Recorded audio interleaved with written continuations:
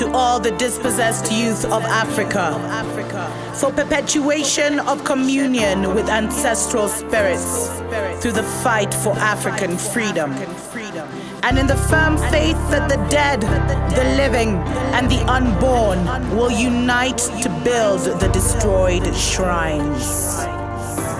Selah. Hello and welcome, beloveds, to another episode of Wake Up Africa. My name is Dr. Mumbi Saraki. How you doing? How's everything going? I really do pray that you are well in all your ways and that you're moving into living life truly on your own terms. I really want to send a special shout out to our Patreon family. Thank you so much for supporting us.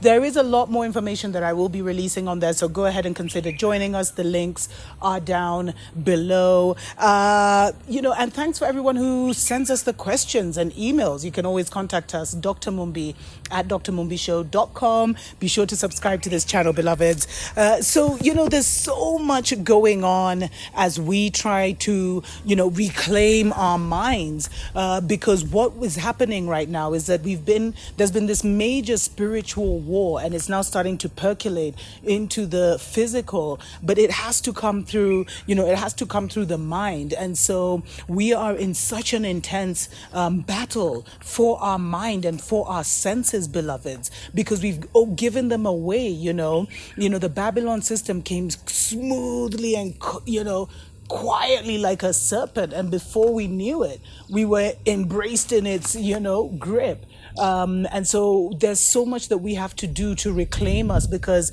there's so much that they have done subtly to control us and to enslave us, things that we really do take for granted. Now, one of the questions that I get often is like, why should I change my name? How do I get an African name, especially from our family in the diaspora, etc., etc. And I wanted to just even go into it, because one of the things that has surprised me, moving to the village by Mount Zion, is that literally all my staff use their Muzungu names. They'd rather give you their Muzungu name than their African name. And it's held, and some only have the Muzungu name.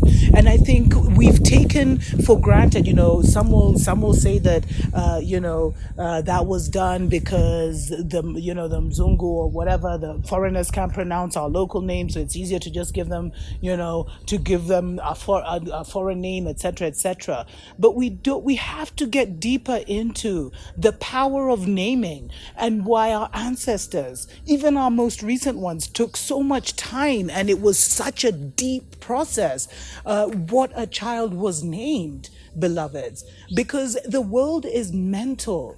And the world, as a mental world, it's all about symbolism and vibration. Vibration is also one of the, foundational principles of the world. But the world is mental. And so we respond to it mentally. And so everything has its own mental signature. So that's why, the Babylon system has concentrated so much on naming everything. And I did do a show on that, why that, matters, because whoever names you owns you, literally. But one of the reasons that that a foreign name is so damaging is because that foreign name has a foreign signature. And so when you adopt that name, you will adopt that foreign signature and kind of be taken out of yourself, especially when you really see it and you say, I am Mary, or I am Sarah, you know what I mean? And you're actually even taking on the characteristics of that name. Where in our communities, you came with a name that showed, that revealed your destiny, kind of, or gave you power.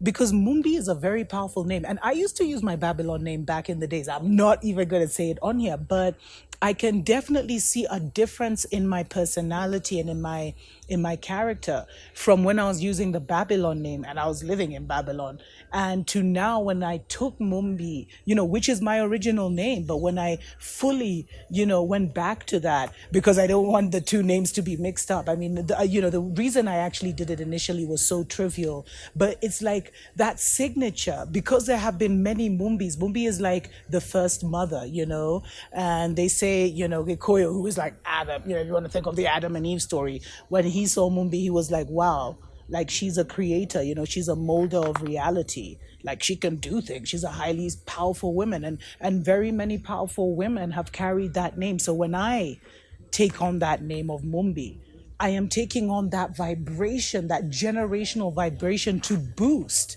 the powers and the characters and the personality that I have come in, and to help to mold and shape that. So the name is so, so, so important. And the reason many can't even tap into, their power, or even go back to themselves, come back to themselves, is because of these foreign names. A foreign name, beloveds, has a foreign signature, and that foreign signature attaches you to something that you don't know. And most of the names aren't very powerful. You have to pick a power name for yourself, so that even when every time that name is called, some power is bestowed upon you. You don't want a name where every time it's called, something's taken from you. You know what I mean? And even in our own communities, we have names like Wanjohi, the one of the alcohol, etc., etc. But I mean, so there are also disempowering names within our communities.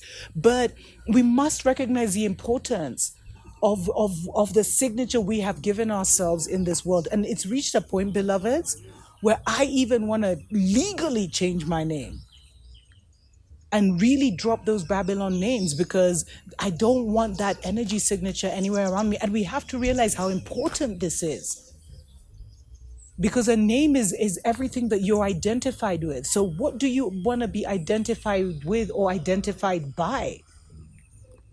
Let's take a short break. When we come back, I'll get into how do you go about, renaming yourself. Because I keep telling you, you do not walk alone. There's a spiritual team within you, and you know more about yourself than anyone, but you've been kept away from yourself by being forced to externalize everything. Anyway, let's take a short break. We'll be right back.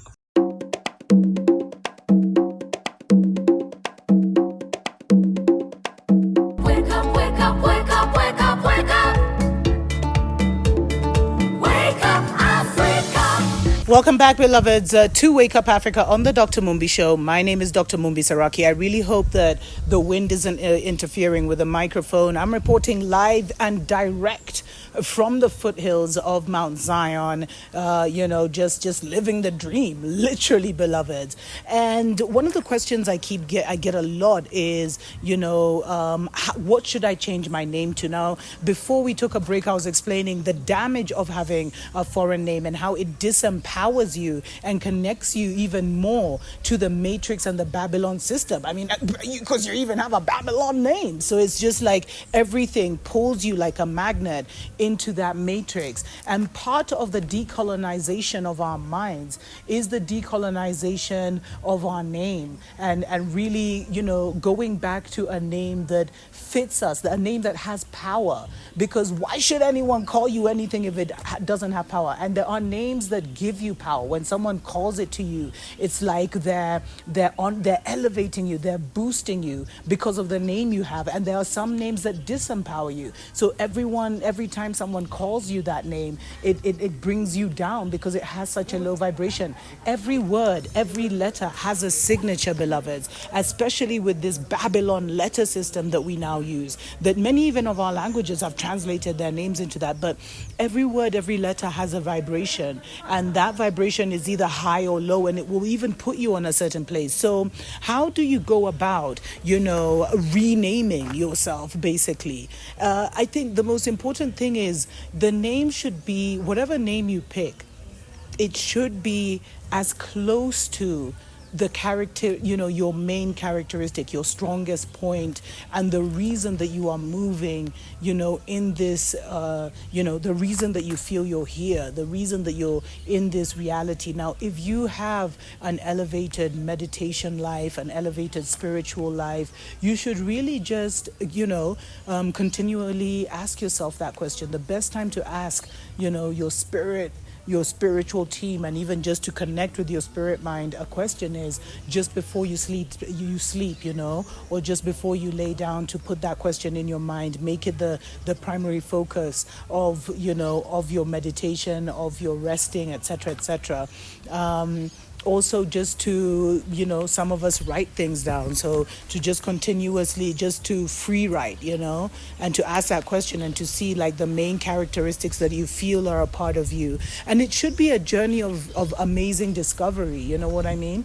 And you can go then and you can check, like, if you feel that your thing is strength, strength in a weak world, or whatever. I mean, whatever characteristic you feel, the light in the darkness. You can go and you can check what different terms are for light. Like, I think in Kiswahili it's nuru or something like that. And you can just, write it down in different African languages, get a feeling for it, feel the signature for it, and kind of go with that. But it's a very deep process to change your name. Some people even go to some elders, etc., to and have a little naming ceremony. If you want to do that, if that rocks your boat, that's fine. But I think that all the power and the answers are inside of you, and you know your self best. And you should have a name that really represents you, even if it's symbolically like a bird or something, and make it your signature. Because now everyone has these avatars, right?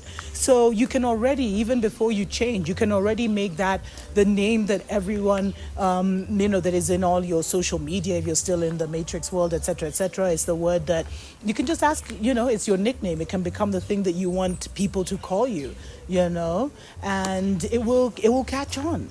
And then that vibration will become more and more of something that surrounds you. And right now we need power names to move into our powerful destinies. It is so important that we are calling ourselves the right thing, because if you're calling, as we say in Kenya, shrubbing, because if you're calling yourself, a lower name, how will you come into your higher powers? You know what I mean? And it's really part of that process of getting to know yourself, looking into, there are so many different dimensions, beloveds. And you should also check the vibration of the name, etc., to make sure that even what that vibration has. And there are many ways to do it, And remember, we invented numerology. We were the first astronomers. We were the first astrologers. And every single, dimension of truth has an aspect of truth. Every single narrative that we see out there has a dimension of truth that will unlock a certain part of your mind that will set you free. Because the ultimate goal is to come back to yourself and to recognize who you are. That's the first step, so that you can now move into, living your best life. Until next time, tuko pamoja.